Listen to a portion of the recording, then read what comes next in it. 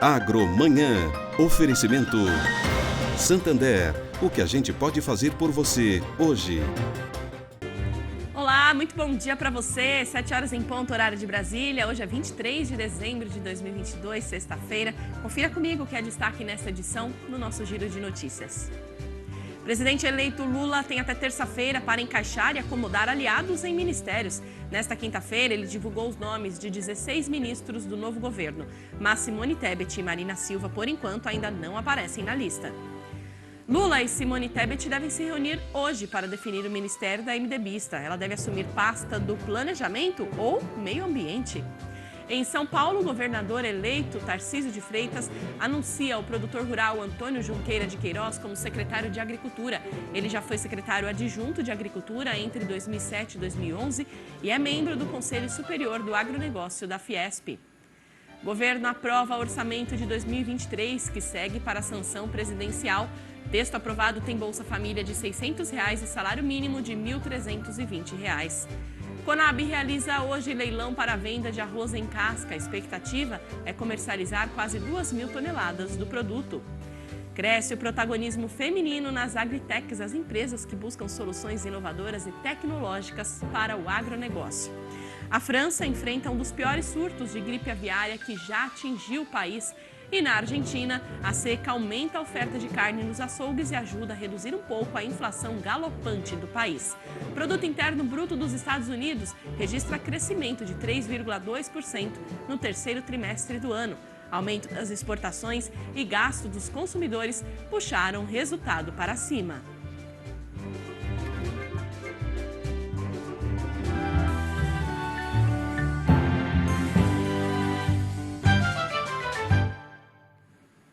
A gente começa esta edição falando de futuro e política. Mais ministros do futuro governo foram anunciados ontem pelo presidente eleito Lula.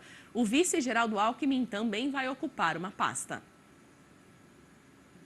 Lula chegou para o anúncio de 16 novos ministros com a difícil missão de minimizar o desagrado de quem ficou de fora da esplanada. Até agora, 7 dos 21 escolhidos no total são do PT, um terço. O presidente tem priorizado também os partidos que fizeram parte da coligação que o elegeu, como PSB e PCdoB. Mas nesta quinta fez questão de acalmar os aliados MDB, PSD e União Brasil. Quero dizer para os companheiros que ainda não foram contemplados, que nós vamos contemplar as pessoas que nos ajudaram, porque nós somos devedores, essas pessoas que ousaram colocar a cara e enfrentar o fascismo que estava espraiado nesse país. O recado de Lula tem nome e sobrenome: Simone Tebet. O presidente afirmou que a senadora só não vai ser ministra se não quiser.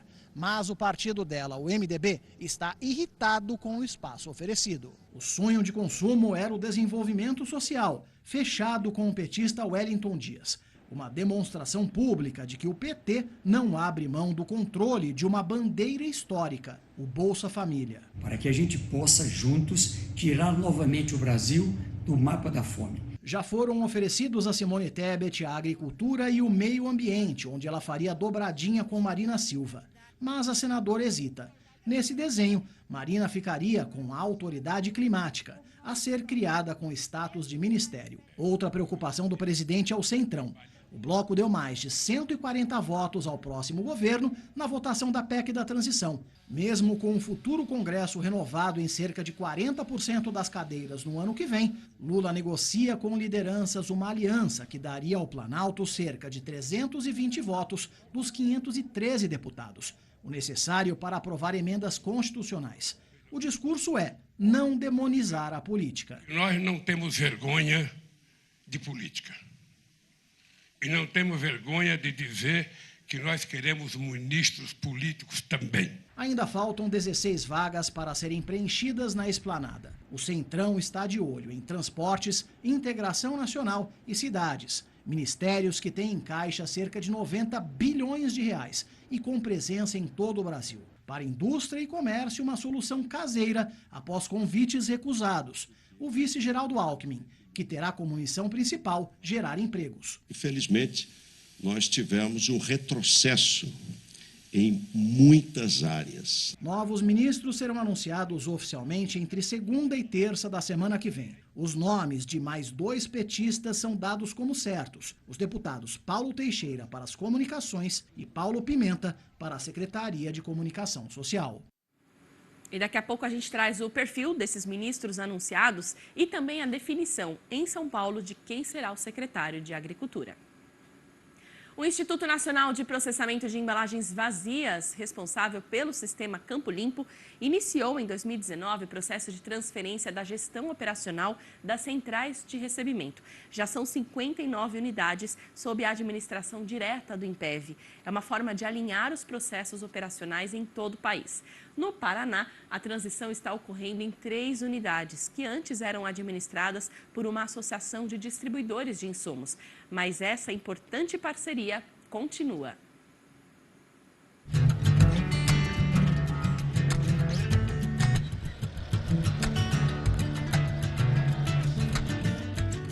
Esta fazenda em Marialva, no Paraná, produz soja, milho e trigo.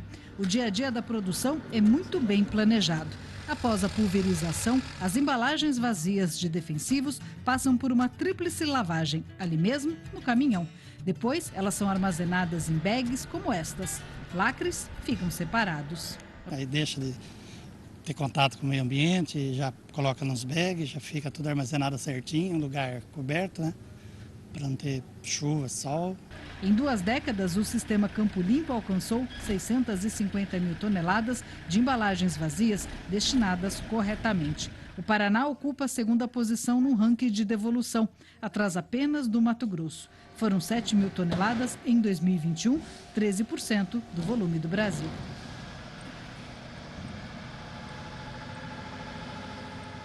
Os produtores fazem a entrega nesta central de recebimento de embalagens vazias de defensivos agrícolas em Maringá, a 30 quilômetros da propriedade. É uma das 3 unidades da ADITA, a Associação dos Distribuidores de Insumos e Tecnologia Agropecuária. As outras ficam em Umuarama e Campo Mourão. O INPEV assumiu a gestão operacional das 3 centrais administradas pela ADITA, mas a parceria se mantém. A associação vai continuar organizando o recebimento itinerante, que é essencial para pequenos e médios produtores, que muitas vezes não conseguem vir até a central fazer a devolução das embalagens vazias de defensivos agrícolas. O agricultor daquela comunidade, ele já sabe que naquele determinado dia a central, né, a estrutura da central da associação estará lá para receber essas embalagens perto de onde ele planta, perto da sua propriedade. A ADITA realiza cerca de 280 recebimentos itinerantes por ano, recebendo 1.300 toneladas de embalagens vazias. Para o diretor executivo da associação, é fundamental manter esse contato direto com o produtor rural. Essa distribuição de tarefas, ela vem muito a calhar por conta da gente poder dedicar mais tempo e mais, vamos dizer assim, estrutura e dedicar mais trabalho nessa função nossa, que é recolher a embalagem, né, receber nos itinerantes e trazer até os pontos de entrega, as centrais de recebimento, para que elas sejam destinadas. Os distribuidores, junto com a ADITA, esse nosso grande parceiro, vai ampliar o recebimento itinerante na ponta, fazendo com que o agricultor tenha mais acesso à devolução de embalagens, dando um dinamismo no recebimento dessas embalagens. A transferência faz parte do Programa de Gestão Integrada de Centrais do INPEV, iniciado em 2019. Já são 59 unidades sob administração direta do Instituto. É uma forma de alinhar os processos operacionais, seguir o mesmo padrão em todo o país. Isso muda muito na qualidade e na segurança, principalmente na segurança de todo o processo, na segurança do nosso colaborador, na segurança que essa embalagem vai ser feita a reciclagem dela de forma adequada. Enfim, ela traz toda uma qualidade e uma isonomia. É estratégico para a gente dar um salto de qualidade no sistema Campo Limpo, fazer algo novo, né? Que é um dos valores do sistema, inovar sempre. E essa gestão integrada, INPEV e ADITA, nessa região e replicada para o Brasil inteiro, que é o que nós estamos fazendo, é ponto de entendimento de como nós estamos preocupados com a evolução do sistema Campo Limpo. Eu acho que nós nós alcançamos e vamos passar agora para um novo patamar, um patamar de dedicação no trabalho do recolhimento e um patamar de excelência na operação da central em si, todo o trabalho em conjunto. Tanto o trabalho que o INPEV vai desenvolver dentro da central com essas pessoas, com esses operadores. E o trabalho que nós fazemos, né, no itinerante com o recolhimento, ele só tende a cada dia ser melhor. Isabela, que trabalha com o pai na fazenda, usa o ADEV, ferramenta de agendamento eletrônico do Sistema Campo Limpo, o Programa Brasileiro de Logística Reversa, para devolver as embalagens. São cerca de 4.000 unidades por ano, entregues em 8 devoluções, todas marcadas antecipadamente. A gente já deixou agendada também para fazer a devolução das embalagens, que agora a gente vai fazer a utilização dos fungicidas. Então, sempre a gente vai começar a aplicação, a gente já se atenta a isso para deixar uma data agendada para fazer a entrega, para não ter um volume muito grande de embalagens. Você vai no dia certo, descarrega, não tem que ficar aguardando, né, a descarga. É muito bom, bem organizado.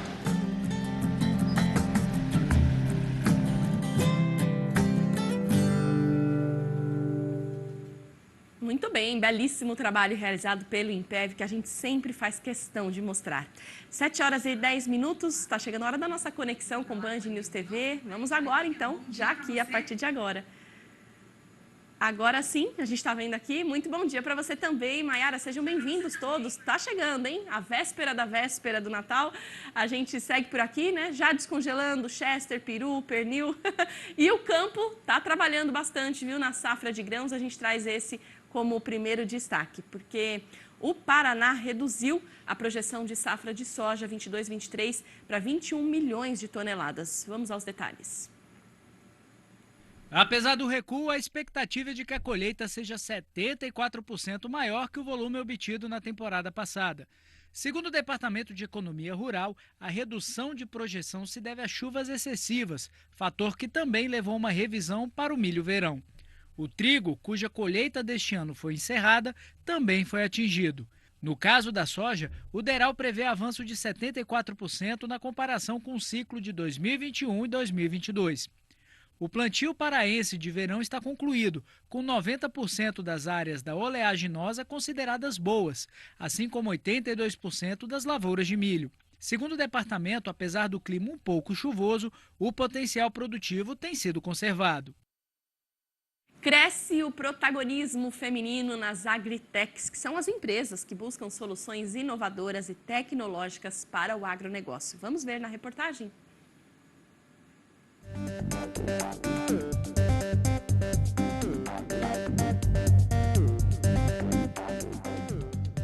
Um movimento que tem se observado é que quando as mulheres têm participação como empreendedoras, elas trazem uma gestão mais acolhedora nas agtechs. Elas entram não só com a tecnologia, mas também com soluções sustentáveis, com caminhos para a economia circular, buscam mudar o entorno delas. Elas trazem uma mudança para toda uma comunidade, porque quando elas têm principalmente uma ascensão financeira, você vê que tem um investimento na educação de seus filhos, você vê que elas contratam outras mulheres, elas investem em todo um entorno que cresce junto com elas. Então, essa diversidade é importante, dar lugar, dar investimento para essas mulheres é importante porque você está fazendo crescer todo um ecossistema em volta dessas empreendedoras. O ambiente das startups ainda é predominantemente masculino, mas cada vez mais as mulheres estão chegando à frente dessas empresas de inovação. A terceira edição do Radar Agtech Brasil, principal mapeamento do universo de empresas tecnológicas do setor, divulgado pela Embrapa em parceria com outras consultorias, trouxe dados inéditos sobre o protagonismo feminino. Segundo o levantamento, atualmente chega até 80% a participação das mulheres nas agtechs. A gente tem muita oportunidade para que esse crescimento ocorra e principalmente para a gente buscar a diversidade, né? Eu acho que quando a gente fala em empreendimento feminino ou qualquer outro tipo de empreendimento focado na diversidade, a gente está falando de uma pauta de trazer mais oportunidade, pessoas com novas visões para o negócio. Então, acho que a gente tem que começar a olhar essa participação da mulher e participação de qualquer minoria nas empresas como uma forma de fomentar a inovação, trazendo mais visões para o produto ou para o modelo de negócio. Para as especialistas, as mulheres trazem mais diversidade para as empresas, o que favorece a estratégia para os negócios. Porque os problemas são mais complexos de resolver hoje em dia. Então, quando você tem um time diverso, ele ataca o problema em várias frentes. Ele não pensa só também nos resultados apenas econômicos, mas tem resultados sociais, resultados ambientais, né? Tem vários resultados e com um time diverso você consegue atacar todas essas frentes de uma forma muito mais estratégica do que olhando apenas com uma visão.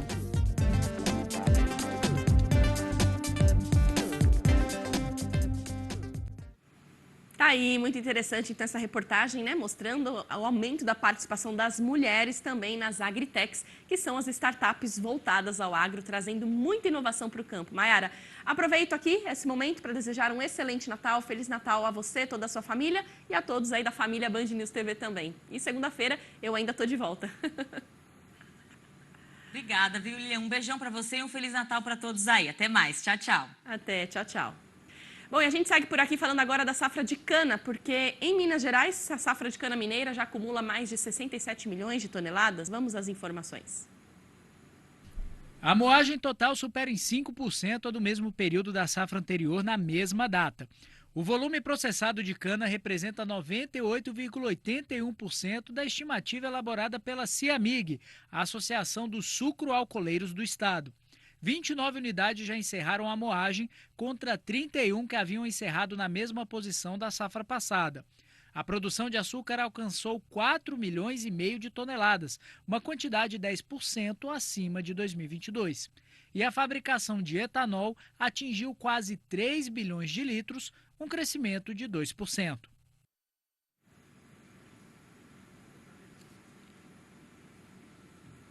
Aí tivemos um pequeno problema técnico, a gente segue por aqui com as informações. Rotação de culturas, manejo alternativo da água e adubação nitrogenada. Essas são algumas práticas que ajudam a reduzir a emissão de gases de efeito estufa na cultura do arroz irrigado.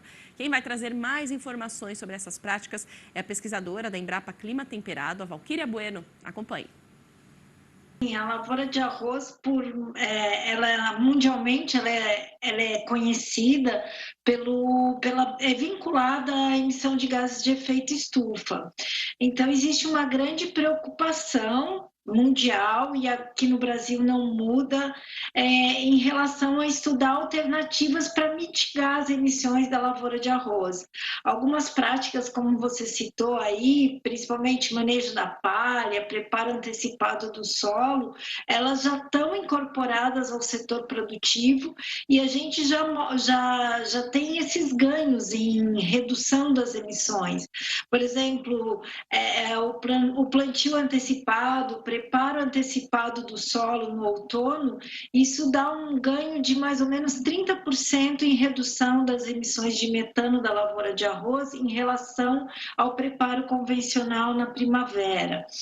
Acho que a prática que é mais contundente é o manejo alternativo da água, quando você substitui a irrigação por inundação contínua por irrigação, por exemplo, intermitente ou outras modalidades, como irrigação por aspersão, irrigação por suco. Isso também dá um ganho muito grande em sustentabilidade, reduzindo principalmente as emissões de metano. O produtor aqui do sul do Brasil ainda tem um pouco de receio, porque quando ele não conhece bem como fazer essa prática, às vezes ele tem alguns problemas de infestação de lavouras ou até, eventualmente, perdas em produtividade. Mas, com a ajuda da pesquisa, a gente está conseguindo mostrar que é possível fazer isso de uma forma bem planejada, sem essas perdas. Porque outra linha muito importante é fazer essa adaptação da cultura a essas condições de manejo intermitente da água, por exemplo, que tem um ganho adicional em sustentabilidade, como você falou, além de reduzir emissões, economia bastante grande de água pela lavoura de arroz. A rotação de culturas, como você disse, é fundamental, porque o que acontecia muito aqui no sul do Brasil é o produtor ter simplesmente arroz, monocultivo de arroz, ano após ano arroz, e quando ele fazia alguma intervenção, intercalava, era sempre com pecuária extensiva. E as áreas não eram bem aproveitadas.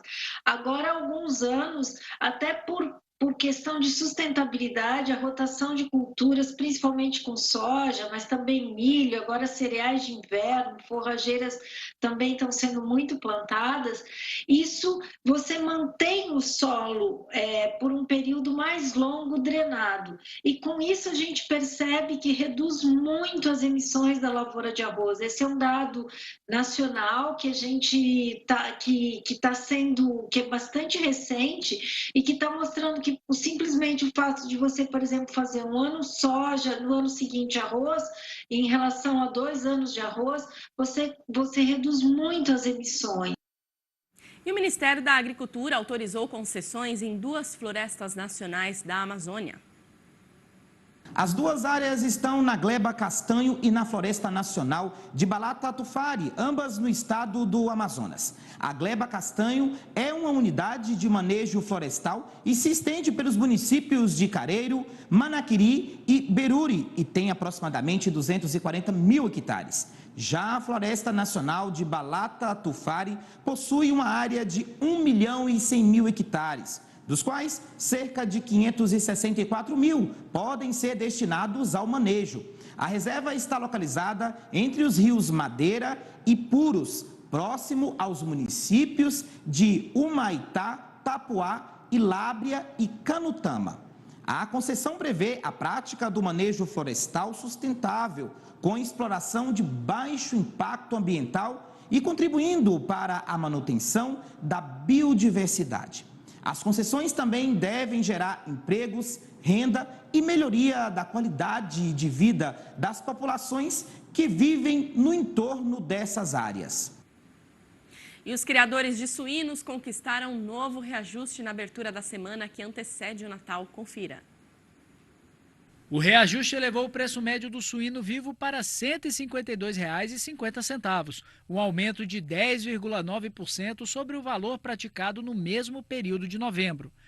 Ao contrário dos mercados de aves, ovos e bovinos, que seguem sem sinalizar boas condições de comercialização aos produtores no decorrer de dezembro, os negócios com o suíno vivo estão apresentando grande dinamismo e, com isso, suinocultores seguem alcançando reajustes nos fechamentos junto aos frigoríficos. Se o preço médio atual se mantiver inalterado nesse patamar até o encerramento do mês, o índice pode atingir até 14,7%.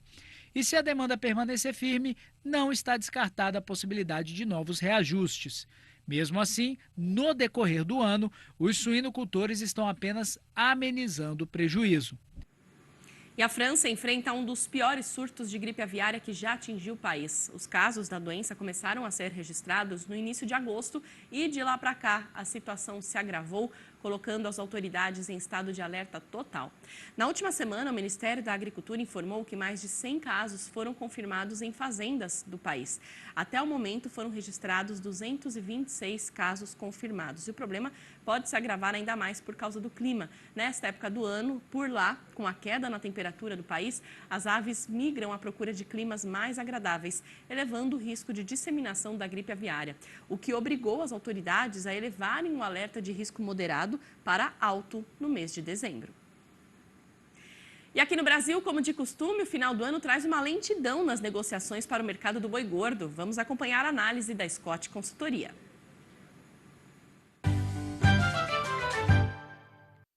Olá a todos que nos acompanham, eu sou o Pedro Gonçalves, engenheiro agrônomo e analista de mercado aqui da Scott Consultoria.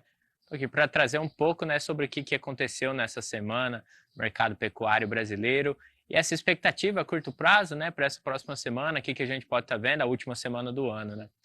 Essa semana veio aí, normalmente, essa semana é um pouco mais tranquila em relação às negociações agropecuárias, normalmente não tem nem acontecer algumas movimentações em relação à cotação da arroba do boi gordo, porém o que a gente viu nessa semana foi uma queda de R$2 por arroba do boi gordo, a vaca gorda e a novilha gorda ficaram estáveis, o boi gordo hoje negociado a R$280 a prazo, né, preço bruto, e isso aconteceu por quê? As indústrias frigoríficas, né, para esse período do ano costumam tirar as suas férias, né, toda a maior parte delas, pelo menos, né, costumam parar esse final de ano. Então, a estratégia foi adquirir os bovinos, né, terminados aí nesses últimos períodos aí com esse preço um pouco maior, fechar as escalas mais alongadas, que é o que a gente está vendo para a maior parte das indústrias frigoríficas, fechando ali até os meados ali da primeira quinzena de janeiro, né, até o dia 10 ali, praticamente todas elas estão fechadas, e isso traz um conforto na negociação. E quando você tem um consumo que patinou, né, ao longo do ano, consumo de carne bovina patinando, o que a gente viu foi uma necessidade um pouco menor, mesmo com essas 2 semanas, sendo as semanas características de maior consumo, né, de carne bovina aqui no nosso país. Bom, e essa estratégia da ponta compradora acaba por refletir em todo o período do final do ano, expectativa aqui para a próxima semana, até o fechamento dessa semana também, os preços aí trabalhem ainda nessa faixa de 280, dificilmente ocorrerão algumas pressões no preço aí para baixo, ou até elevações no preço, uma busca um pouco mais pelos bovinos terminados aqui na Praça Pecuária de São Paulo. Então, possivelmente, essa próxima semana deve seguir a mesma tendência que foi, a mesma toada que está nessa semana, com aquela questão um pouco mais travada, um volume um pouco menor de negociações, com essas escalas bastante tranquilas aí e alongadas. Isso para as indústrias maiores, né? As indústrias menores, frigoríficos menores aí, ainda estão em busca de bovinos terminados, eles normalmente as escalas são mais curtas, fechando para a semana. Mas é isso aí, pessoal. Eu tinha para trazer essa semana, hoje era isso. Mais uma vez, muito obrigado e até a próxima. Muito bem, da pecuária a gente vai para o café, porque o mercado teve uma leve recuperação, mas o cafeicultor permanece ausente, prefere aguardar aí as próximas semanas para vender o que resta da safra deste ano. Com as chuvas intensas em Minas, as lavouras estão em pleno desenvolvimento, o que deixa o produtor mais otimista com relação à colheita de 2023. Quem traz as informações e os detalhes de tudo isso para a gente é a jornalista Valéria Vilela. Olá, em clima de Natal por aqui, os negócios se encerraram. O cafeicultor já tinha saído das negociações há algum tempo, porque ele está aguardando uma reação do mercado para cobrir os custos que ele tem para produzir a saca de café arábica. Mas fechou o ano em festa. A gente teve uma inauguração aqui de uma sede de uma cooperativa Fairtrade, a terceira maior cooperativa Fairtrade do país. Isso deixou os cafeicultores bem contentes. E, por outro lado, a gente tem uma leve reação do mercado. Um ano aí marcado pelos entraves logísticos, pela retomada das atividades presenciais na cafeicultura. Nós estamos aí muito otimistas com este Natal, que todo mundo tem aí na sua ceia uma xicrinha de café ou de produtos do agro, que com certeza vão estar presentes na sua mesa. O tipo 6 esteve na semana a R$ 1.020 no melhor preço, R$ 1.010 em Poços de Caldas, Varginha e Guaxupé, R$ 1.020 a saca de 60 quilos. Cereja descascado no melhor preço a R$ 1.094 em Guaxupé, R$ 1.020 em Poços de Caldas e R$ 1.080 em Varginha. Já o 4.5, que é o café padrão Bolsa de Valores, né, que é comercializado na Bolsa, fechou a semana em R$ 1.008 em Guaxupé, R$ 1.009 em Poços de Caldas e R$ 1.020 em Varginha. Esses são preços praticados nas principais cooperativas aqui do sul de Minas. As chuvas continuam ainda com uma intensidade muito grande. Muitas cidades em Minas Gerais, o cinturão da cafeicultura, registraram aí mais de 100 milímetros nesta última semana, o que é bom para a cafeicultura, porque os grãos precisam aí de muita água para o preenchimento. Mas, por outro lado, também os tratos culturais ficam suspensos, porque com chuva não dá para ir aí com as máquinas para a lavoura. E a partir do dia 3 de janeiro passa a vigorar aí uma importante norma do Ministério do Trabalho, que foi publicada, que é o uso de tratores com cabines para a aplicação de defensivos, inclusive nas lavouras de café. Isso é para a segurança dos trabalhadores. E a gente vai estar acompanhando esses assuntos aqui e também a movimentação dos negócios da safra de café nessa última semana do ano. Bom Natal para todos vocês. Comemorem e brindem com café, produto brasileiro, genuinamente aqui do sul de Minas. Até lá, gente. Tchau, tchau. Tá aí, obrigada Valéria por toda a companhia, né, neste ano, sempre falando sobre o café, trazendo os destaques. Um Feliz Natal para você e toda a sua família também. E a Conab, a Companhia Nacional de Abastecimento, vai realizar hoje a operação de venda de arroz em casca a granel. A expectativa é comercializar, por meio de leilão eletrônico, cerca de 2.000 toneladas do produto. O arroz a ser vendido pela Conab está depositado em unidades armazenadoras localizadas no estado do Rio Grande do Sul, nos municípios de Agudo e Uruguaiana. Na data de realização do leilão, os participantes deverão estar cadastrados perante a Bolsa, por meio da qual pretendam realizar a operação, e também devem estar registrados no Sistema de Cadastro Nacional de Produtores Rurais.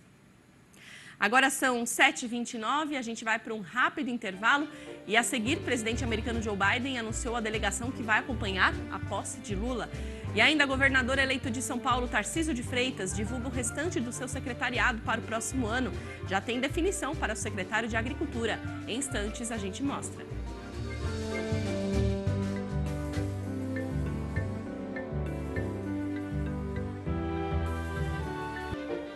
Já estamos de volta com a Agromanhã, na nossa transmissão simultânea nos canais Terra Viva e Agromais, agora 7h34. Para você que está chegando aqui com a gente, seja bem-vindo e bem-vinda. Vamos a mais um giro de notícias. Presidente eleito Lula tem até terça-feira para encaixar e acomodar aliados em ministérios. Nesta quinta-feira, ele divulgou os nomes de 16 ministros do novo governo. Mas Simone Tebet e Marina Silva, por enquanto, ainda não aparecem na lista. Lula e Simone Tebet devem se reunir hoje para definir o ministério da MDBista. Ela deve assumir a pasta do Planejamento ou do Meio Ambiente. Em São Paulo, o governador eleito, Tarcísio de Freitas, anuncia ao produtor rural Antônio Junqueira de Queiroz como secretário de Agricultura. Ele já foi secretário adjunto de Agricultura entre 2007 e 2011 e é membro do Conselho Superior do Agronegócio da Fiesp. Conab realiza nesta sexta-feira leilão para a venda de arroz em casca. A expectativa é comercializar 2.000 toneladas do produto.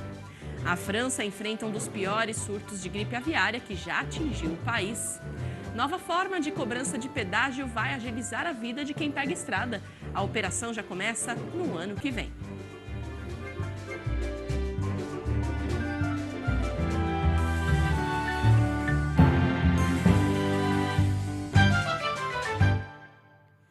E a gente volta a falar sobre o anúncio de novos ministros no governo eleito Lula. Vamos ver agora um rápido perfil dos 16 ministros do futuro governo anunciados na tarde de ontem.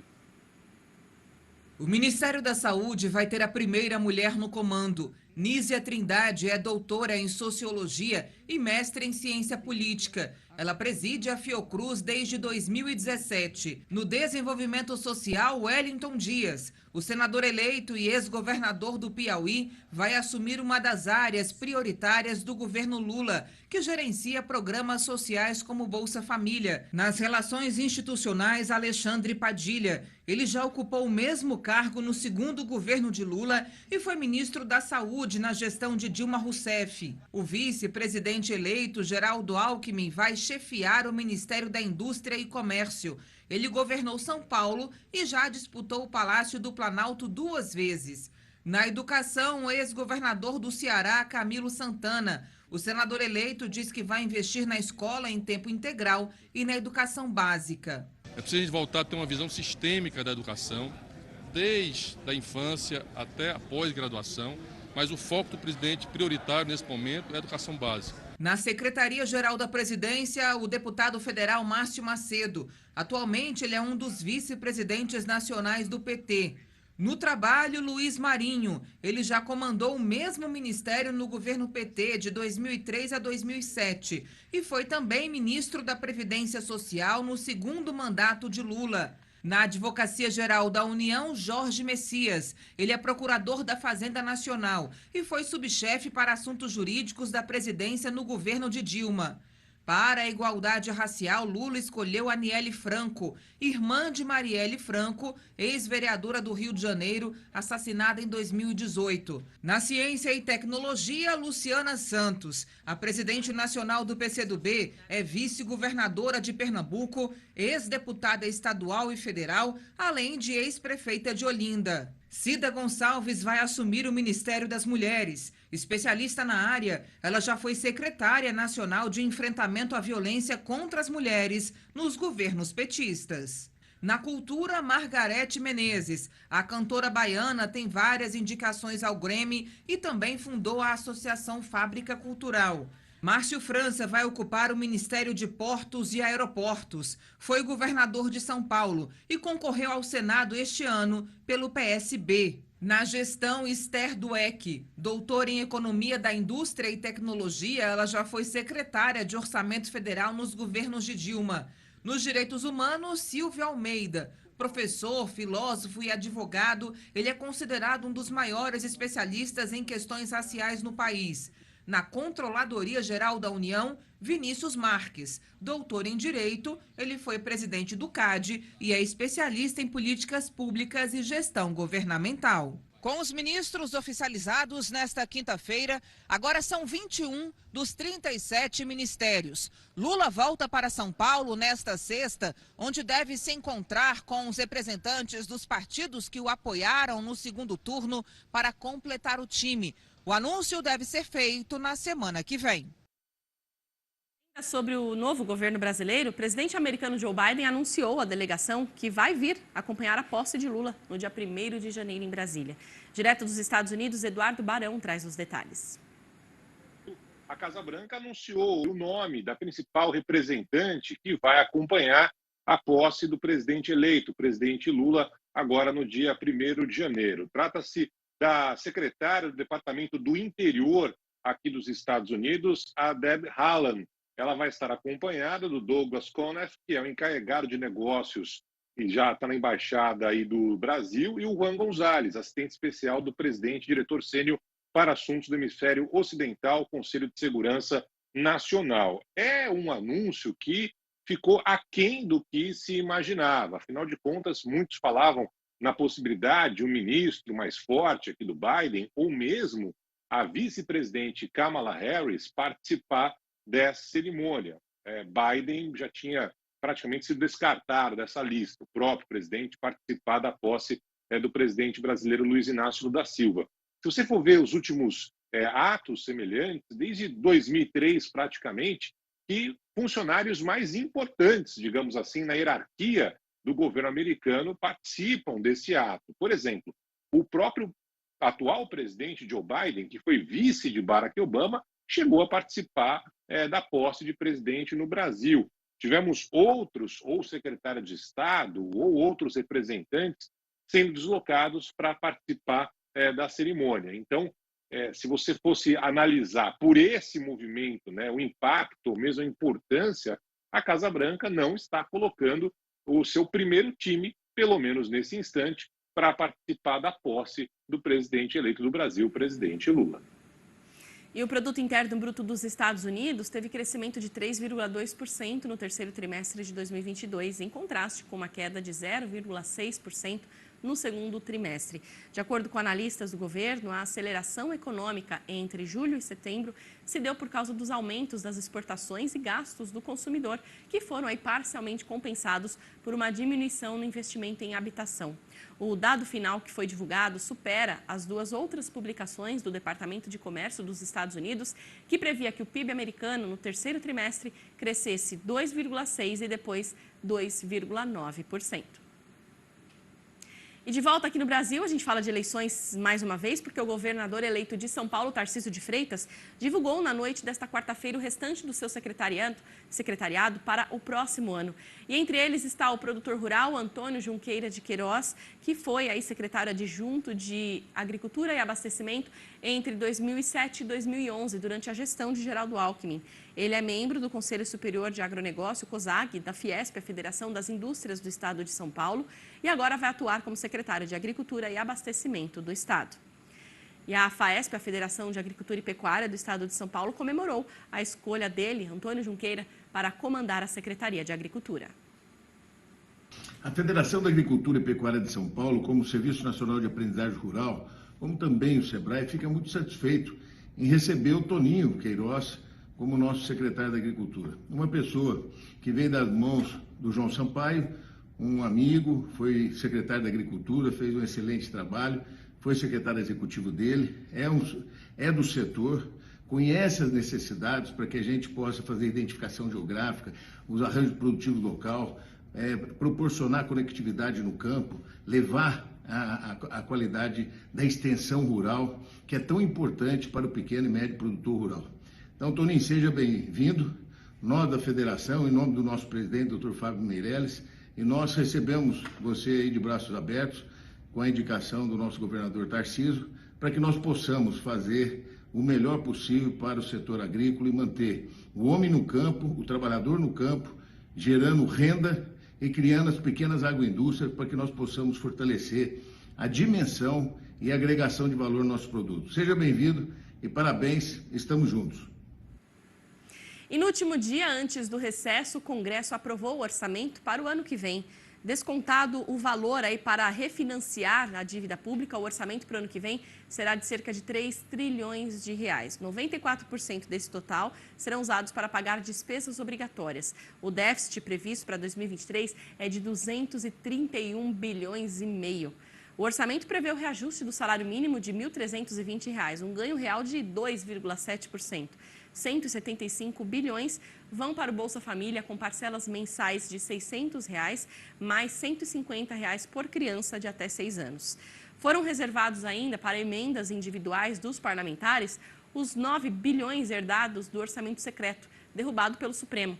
A outra metade, 9,7 bi, foi remanejada para 5 ministérios: Desenvolvimento Regional, Saúde, Cidadania, Agricultura e Educação. A proposta agora segue para a sanção do presidente da República. Novidades sobre a greve dos aeronautas. Em votação encerrada nesta madrugada, representantes da categoria, que reúne pilotos, copilotos, comissários, mecânico, navegadores e radiooperadores, decidiram rejeitar uma nova proposta de convenção coletiva apresentada pelo Tribunal Superior do Trabalho nesta quinta-feira. Com isso, a greve, que tem atrasos e cancelamentos de voos, está terminado. E olha, uma nova forma de cobrança de pedágio vai agilizar a vida de quem pega a estrada. A operação já começa no ano que vem. Não tem cancela e nem precisa diminuir a velocidade. Essas imagens a gente muito bem. Cada fim de ano, cada oração feriado, os postos de pedágio ficam lotados. Haja paciência. Eu fiquei 17 minutos na fila do pedágio. Contadinho. Contadinho. Atrasa a tua vida? Atrasa a viagem, atrasa tudo. Meu amigo, tem vezes que a gente demora uma meia hora. Agora, um novo sistema de pedágio promete acabar com a perda de tempo na hora de pagar a tarifa. Em vez de postos como esse, a gente vai começar a encontrar pórticos tecnológicos que vão rastrear e identificar os carros com rapidez. Olha a simulação de como vai ficar. No sistema, que é chamado de Free Flow, não precisa nem diminuir a velocidade. Os carros poderão ser identificados pelas já conhecidas tags, oferecidas por várias empresas. E a novidade, mesmo quem não usa a tag, será identificado pela placa. Aí vai dar para pagar o pedágio por débito em conta, pelo aplicativo da concessionária, por Pix e até por WhatsApp. E ainda tem desconto. Vamos imaginar aquele usuário que sai da residência e se dirige até o trabalho e passa por um desses portais diariamente, à medida que ele vai passando, ele vai ter um desconto progressivo, que pode variar de 5% até 70%. A Rio Santo será a primeira rodovia do Brasil a receber esse sistema, previsto para entrar em operação em março de 2023. O Grupo CCR já está fazendo as obras em Itaguaí, em Mangaratiba e em Paraty. Além da rapidez e dos descontos, a nova tecnologia traz outros benefícios. O motorista também passa a reduzir a emissão também de poluentes, porque o carro não para e não acelera novamente. E, por fim, a economia de combustível.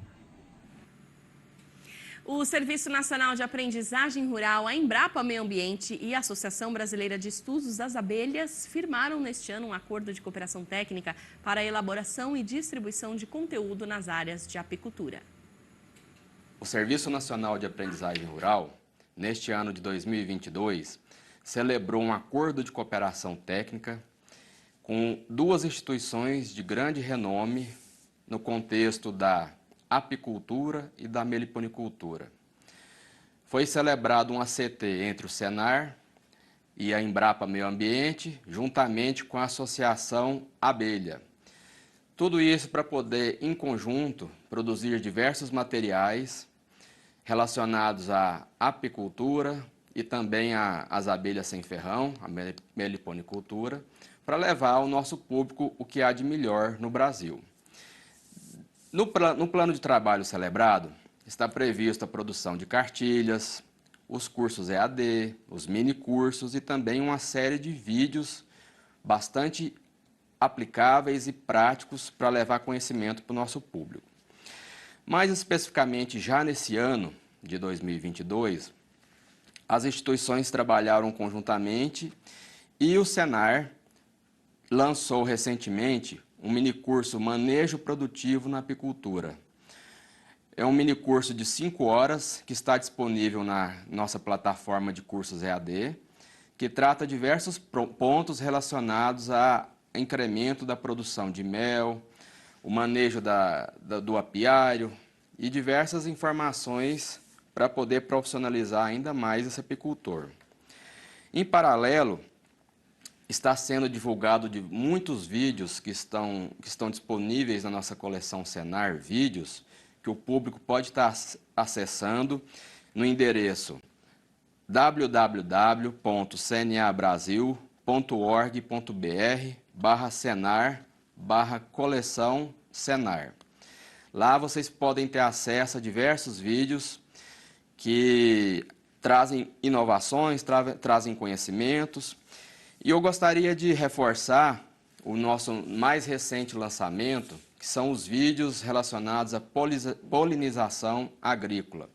Esse é um tema de bastante importância que está sendo muito discutido no meio agropecuário, que é a interação entre polinizadores e a agricultura. Mais especificamente, a ação das abelhas nesse processo de polinização.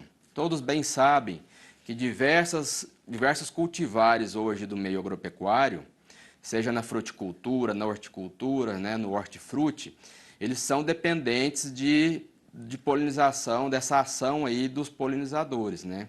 E isso reflete diretamente na produção agrícola, seja na quantidade produzida por hectare, ou seja também na qualidade desses produtos, né? Então, pensando nisso, as 3 instituições se uniram e divulgaram 20 vídeos relacionados à polinização agrícola que estão disponíveis para o público na nossa coleção Senar Vídeos, tá bom? Faço um alerta também aos nossos produtores e trabalhadores rurais que estão nos assistindo. Não deixe de acessar o nosso portal EAD do Senar através do ead.senar.org.br.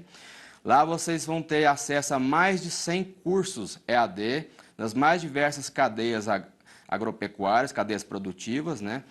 Com muita qualidade e com essa facilidade do recurso EAD, tá bom? E também não deixe de baixar no seu celular o aplicativo do Senar, que hoje está disponível tanto para iOS, né, quanto para Android. Basta acessar e baixar o aplicativo para vocês terem acesso às cartilhas e também os vídeos por meio do aplicativo. Muito obrigado e até mais. Tá aí 7h50, agora 7 horas e 50 minutos, a gente vai para mais um rápido intervalo. Na volta você vai ver quase 3 mil voos foram cancelados nos Estados Unidos por causa de nevascas e a chegada de um ciclone. E ainda a previsão do tempo para todo o Brasil, a gente tem imagens ao vivo agora, 16 graus em São Paulo, máxima 24, o céu vai se abrindo, hoje teve nascer do sol, viu? A gente volta já. Já estamos de volta no Agromanhã, transmissão simultânea nos canais Terra Viva, AgroMais, além do YouTube. Agora 7h56, para você que está chegando aqui com a gente, seja muito bem-vindo. Vamos ao nosso último giro de notícias desta edição. Consumo de champanhe deve bater o recorde de 2021 neste ano. Conab realiza hoje leilão para venda de arroz em casca. A expectativa é comercializar 2.000 toneladas do produto. França enfrenta um dos piores surtos de gripe aviária que já atingiu o país. E na Argentina, a seca aumenta a oferta de carne nos açougues e ajuda a reduzir um pouco a inflação galopante do país.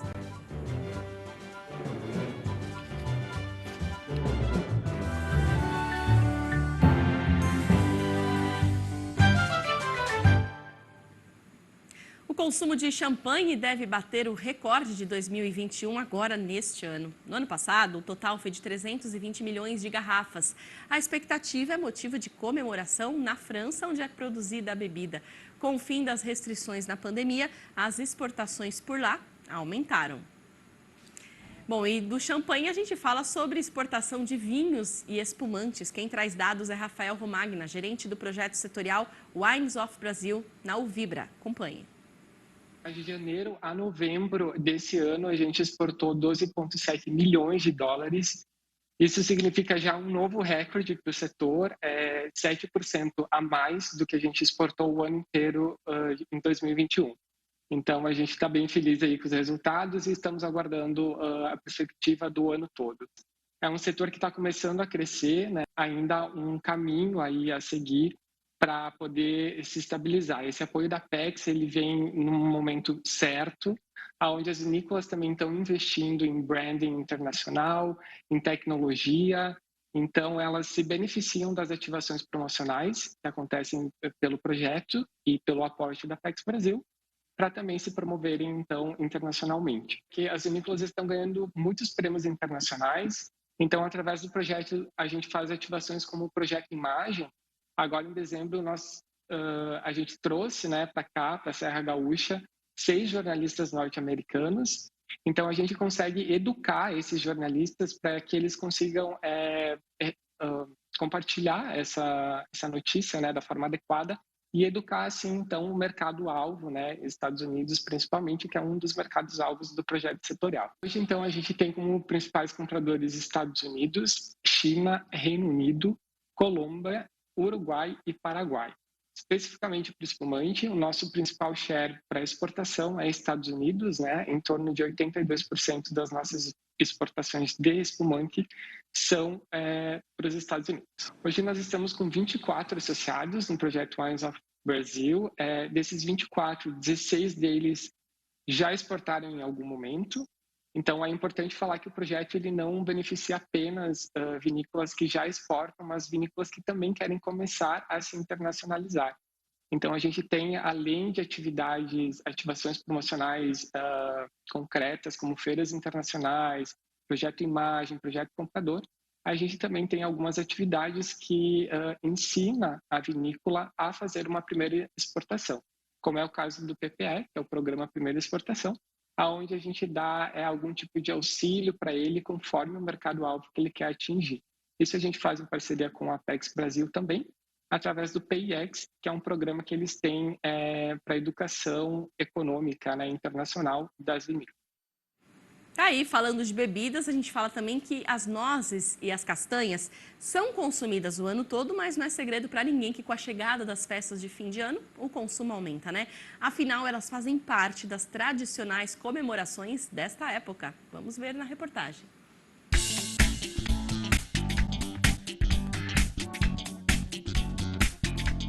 Essa empresa de beneficiamento de castanha do Pará recebe as castanhas com casca do norte do Pará. Por lá, a safra vai de novembro a meados de maio. E quando elas chegam às mãos deste produtor, em São Paulo, começa todo o processo de quebra das castanhas. Primeiro é a secagem. Nós fazemos a secagem desse produto. Depois disso, nós passamos por uma máquina que desgruda ela da casca e quebramos ela congelada, para não danificar a castanha, a amêndoa, ela ficar perfeita. Feito isso, nós fazemos a separação e fazemos a desidratação dessa castanha. ela vai sair da estufa com umidade praticamente a zero, para que aumente a durabilidade, fique mais crocante e mais saborosa para o consumidor final. Para o presidente da Associação Brasileira de Nozes e Castanhas, ainda não é possível dizer quanto o setor deve crescer no próximo ano, mas as expectativas são boas. Não dá ainda para a gente ter um dado se vai aumentar, o quanto poderá aumentar o consumo no ano que vem. Mas a gente está sempre animado com a perspectiva, porque é um produto saudável que está ganhando dia a dia na vida das pessoas.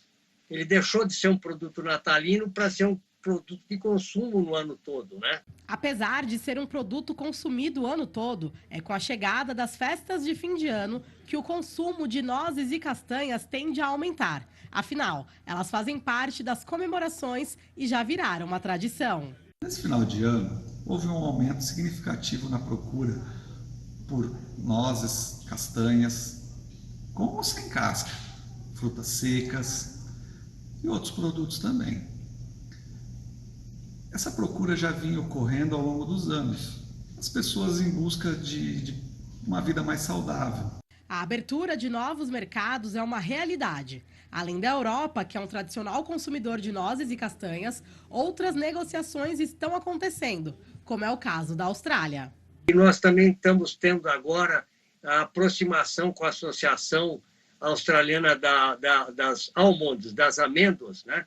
Que vão ser parceiros nossos na associação, todos juntos no sentido de promover o maior consumo das nozes, né? E cada vez mais a gente tem argumentos, além do sabor, dá essas propriedades, essa coisa da alimentação saudável, né?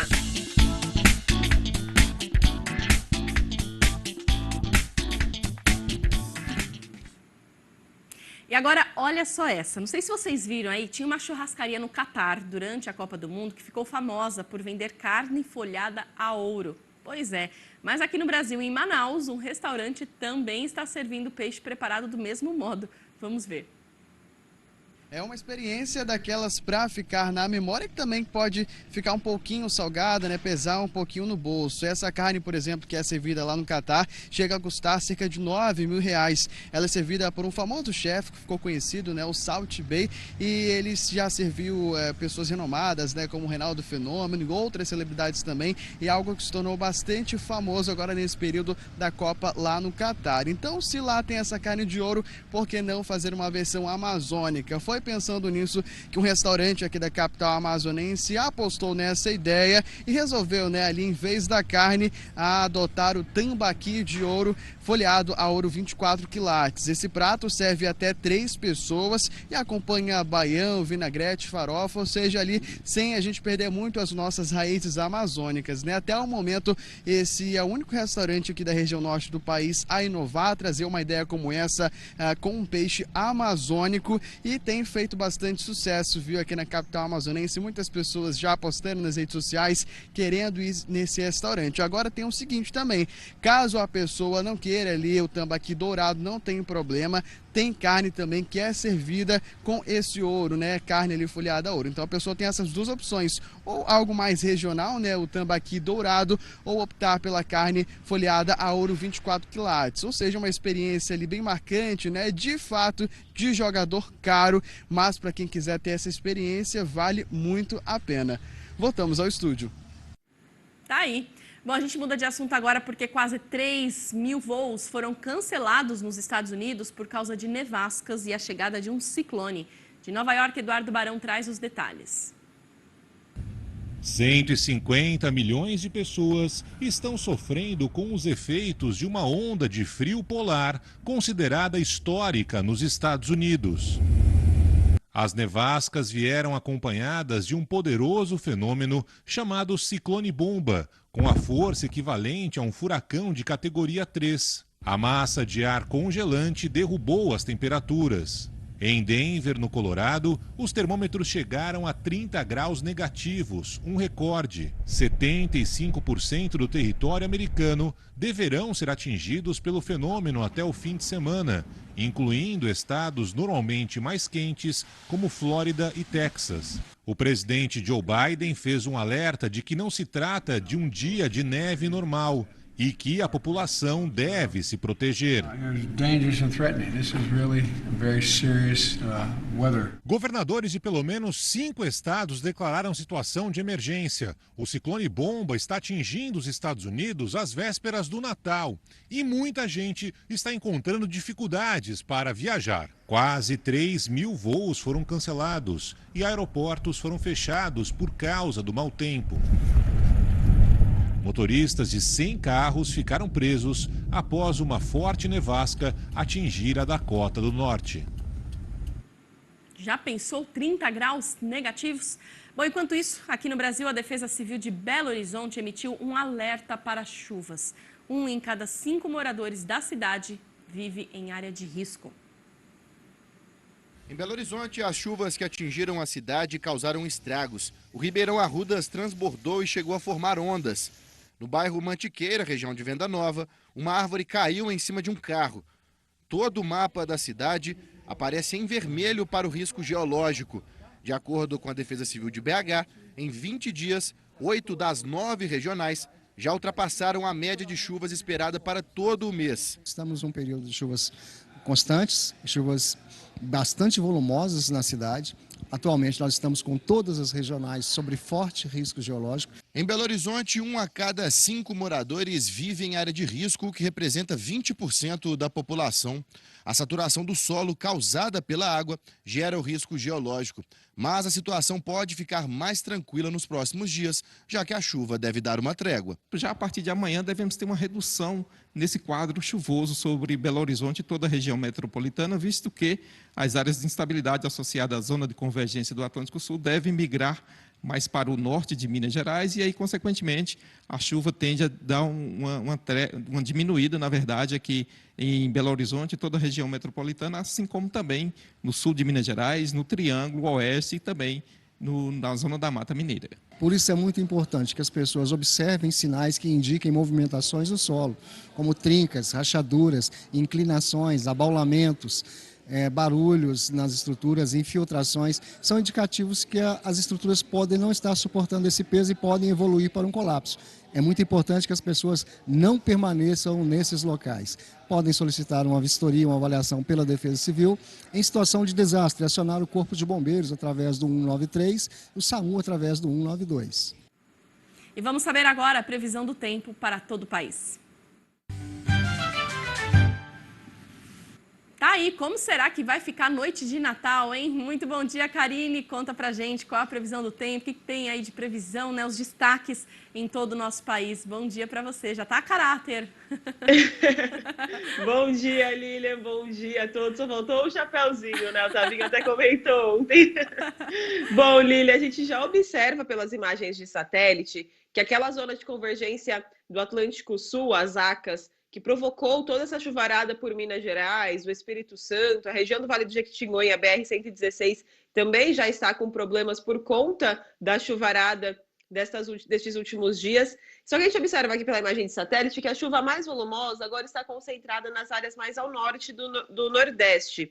Então, as ACAS, ela se desintensifica nesta sexta-feira. Depois de 9 dias, temos finalmente o fim das ACAS, que herdamos lá desde a primavera, desde a semana passada, e agora ela começa a perder força. Por isso, a gente observa que até temos previsão de chuva, o calor e a alta umidade geram essas pancadas de chuvas, também temos algumas áreas de instabilidade nos altos níveis da atmosfera e toda essa circulação de ventos. Só que sobre partes de Minas, de Goiás, do Espírito Santo, os volumes previstos tendem a diminuir.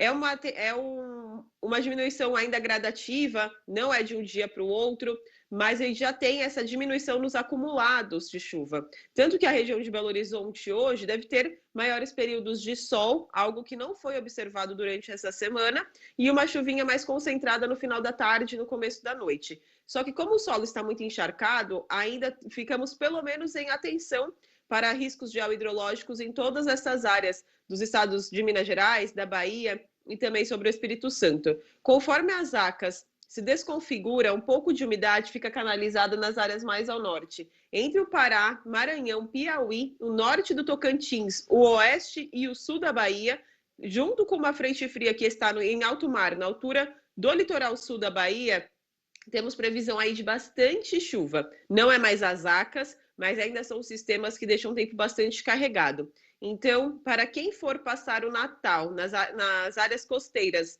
do litoral sul da Bahia, preparem o guarda-chuva, porque vai chover muito. A previsão indica para Porto Seguro, de hoje até o domingo, aproximadamente 120 milímetros. Então, é uma chuva bastante intensa, muito pesada, e também muitos temporais sobre as demais áreas do Mato Piba de maneira geral.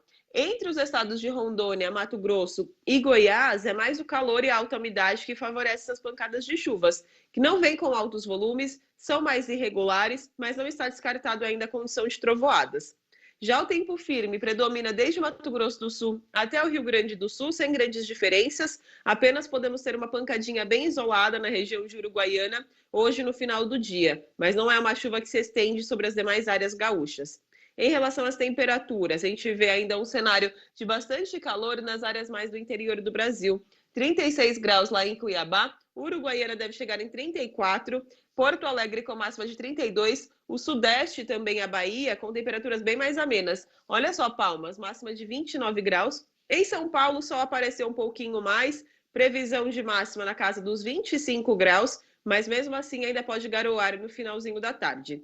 E aí, olhando pelos próximos dias, final de semana do Natal, o que devemos esperar? Uma diminuição na chuva nas áreas do norte de Minas, do Espírito Santo, ainda muitos temporais, tanto no sábado quanto no domingo, sobre estas áreas da Bahia, o sul do Piauí, do Maranhão, o sul do Pará, norte do estado de Mato Grosso, norte de Goiás e o Tocantins. Então, todo o Mato Piba, mais as suas áreas adjacentes, com condições de uma chuva mais expressiva, ainda durante o sábado e o domingo. Alerta máximo para chuva no sábado em todo o sul e oeste da Bahia, acumulados bastante elevados e um alto potencial de transtornos relacionados a deslizamentos, escorregamentos de terra e também formação de áreas de alagamentos e inundações. Minas Gerais, Espírito Santo, São Paulo, Rio, com diminuição da chuva, maiores períodos de sol, aumento gradativo das temperaturas e chuvas mais concentradas no finalzinho da tarde. Não são acumulados tão elevados e nem dias encobertos. Hoje o sol já apareceu mais em São Paulo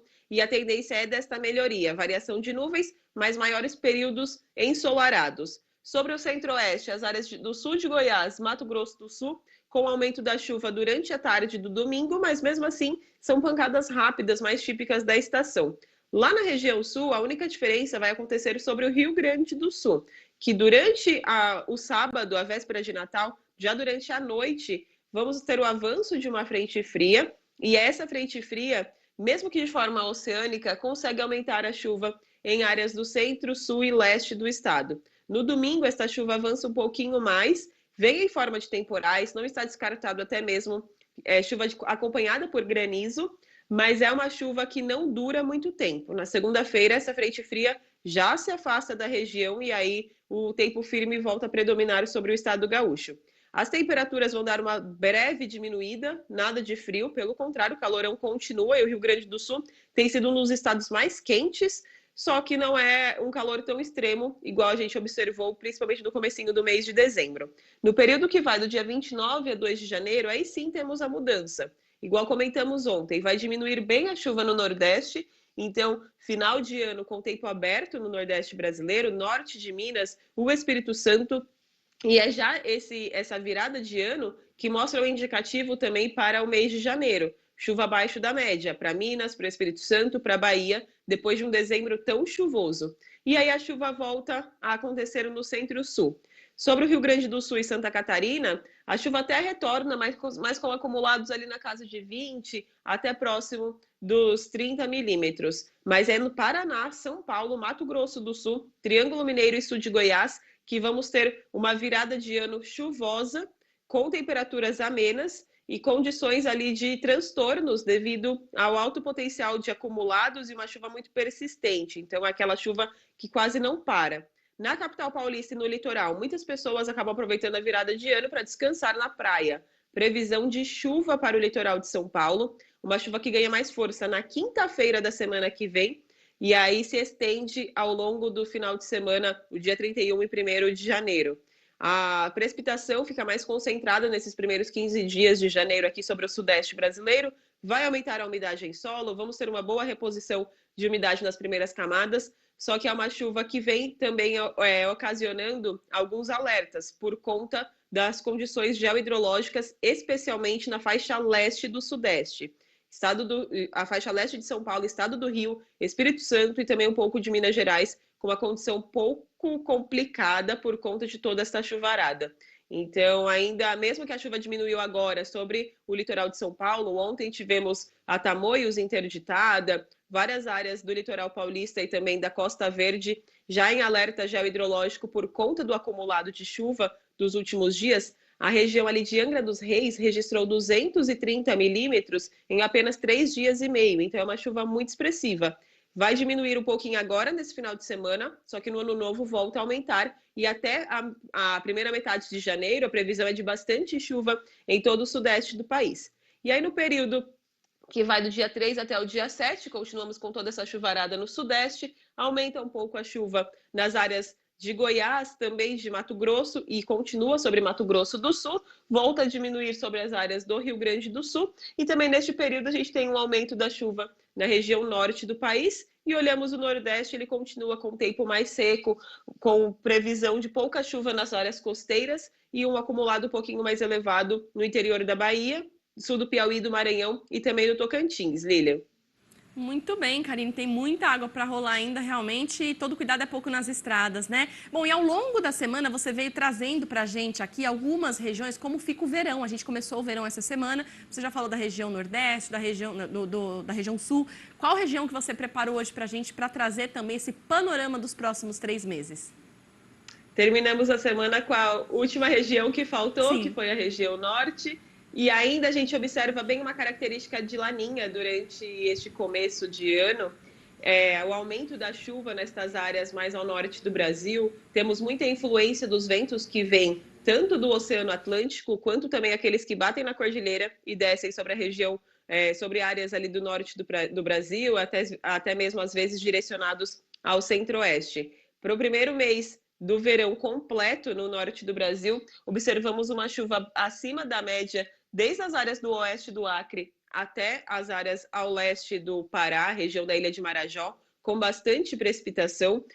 E mesmo em áreas onde normalmente chove pouco, que é o estado de Roraima, tem previsão de chuva um pouquinho acima da média, mas é o Amapá que deve ter uma chuva um pouco acima da média, mas mais representativa, por conta dos ventos úmidos que cruzam o Oceano Atlântico, a chegada da ZCIT, que é a zona de convergência intertropical, e que aumenta a umidade durante essa época do ano. Ela estará bastante ativa na posição mais próxima ao Amapá. Em contrapartida, vamos ter já uma diminuição da chuva nas áreas ao sul do estado do Amazonas, também na região de Rio Branco, no Acre, e no estado de Rondônia. O estado do Tocantins deve ter chuvas abaixo da média. Então, essa chuva durante o primeiro mês do verão ficará mais concentrada nessas áreas do centro e norte da região norte. Para o mês de fevereiro, a condição é muito parecida, com chuvas abaixo da média. Aí a gente vai ver uma área um pouco maior entre o Acre e o estado do Amazonas. Continua com chuva abaixo da média em Rondônia. E aí, desde o Amazonas até as áreas mais ao norte do Tocantins, chuvas um pouquinho acima da média. A frequência da chuva durante essa época do ano é bastante intensa, o acumulado também é muito elevado por conta do calor, da alta umidade. E aí já temos todo este aumento de umidade em solo, que é algo necessário também para garantir o período de seca e para que não tenhamos tantas queimadas durante o período de estiagem na região norte. O período úmido se estende ainda até o outono do ano que vem. Durante o último mês, que é março, devemos observar o aumento da chuva sobre o estado de Rondônia. Então, para os produtores de Rondônia, quando mais chove, deve ser em março. E aí nos estados do Pará, do Tocantins e ainda um pouquinho do Amapá, com chuvas acima da média. Nesse período, a chuva deve diminuir sobre grande parte do Amazonas, Roraima, e ficar dentro da média no Acre e nas áreas centrais do estado do Amazonas. Lilian. Perfeito. E vamos agora para o nosso alerta favorável, a boa notícia da previsão do tempo para o produtor rural. E tem mais informação da Karine aqui pra gente, do Tocantins. Conta lá, Karine.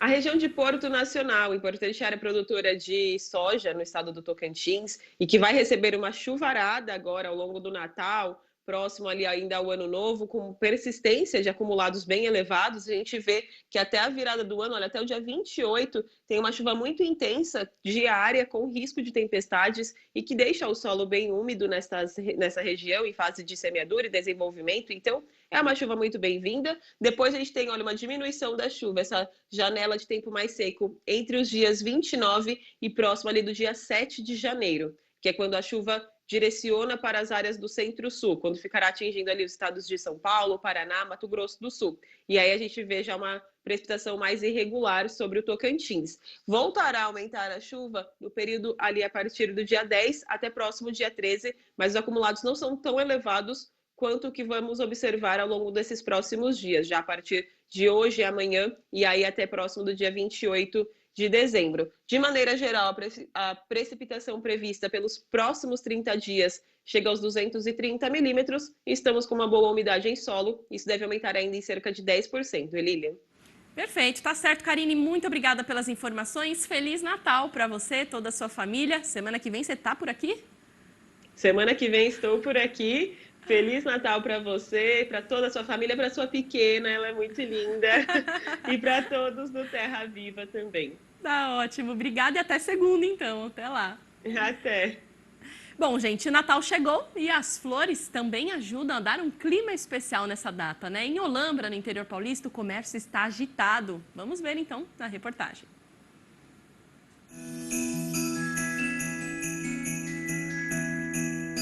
A poinsettia, que é a flor do Natal, pode ser vista por todo lado. Neste ano, o pessoal pode levar para casa a de cor vermelha, a mais clarinha e até a bicolor. As tuias, que são as queridinhas da época, também são vistas aos montes. Nos últimos dias, nesse centro de vendas de flores em Olambra, tem sido assim, cheio de movimento. Tem até quem já veio comprar e precisou voltar. Nós viemos aqui na segunda-feira, pegamos encomendas e tudo mais, e agora voltei porque não deu. Muitas pessoas estão preferindo flores para presentear nesse Natal. Um alívio para os produtores, que não esperavam vender tanto. Nesses últimos 15 dias a venda foi boa, já tinha encomendas, né? Porque o pessoal já se prepara, né, com antecedência. Ai, que bom, né? E flor é sempre um bom presente. E olha, o canal Terra Viva está com uma programação muito especial nesse fim de ano. Sábado e domingo, hein? De Natal, véspera e o dia, você vai conferir programas temáticos sobre comércio internacional, mulheres do agro, novas oportunidades, troca de experiência e muito mais. Na véspera de Natal, dia 24 de dezembro, às 8h30 da noite, será exibido o programa Estradeiro Estância Bahia 2022. Uma expedição que reuniu 30 pessoas a 5 estados brasileiros em mais de 3.000 quilômetros rodados. A apresentação é de Renata Afonso. Também no dia 24, o comércio internacional estará em destaque no programa especial Sedial Halal, a partir das 9h30 da noite, com a apresentação de Otávio Sesc Júnior. No dia de Natal, 25, às 8h30 da noite, o canal Terra Viva destaca as mulheres do agronegócio no programa Missão Mulheres do Agro Estados Unidos, com a apresentação de Lilian Munhoz, que embarcou em uma viagem de quase 20 dias com 17 mulheres do agronegócio que percorreram 5 estados norte-americanos para conhecer de perto a produção agrícola, centros de pesquisa, Bolsa de Chicago e muito mais. Em seguida, também no dia 25, às 10 da noite, é a vez de entrar em cena a série Agro Árabe, com a apresentação de Márcio Campos. A cultura e o trabalho de imigrantes árabes ajudaram a tornar o agronegócio brasileiro a potência que é hoje. Não perca! Tá aí, que o verdadeiro sentido do Natal esteja nas mesas e nos corações de cada um. Feliz Natal e até segunda-feira.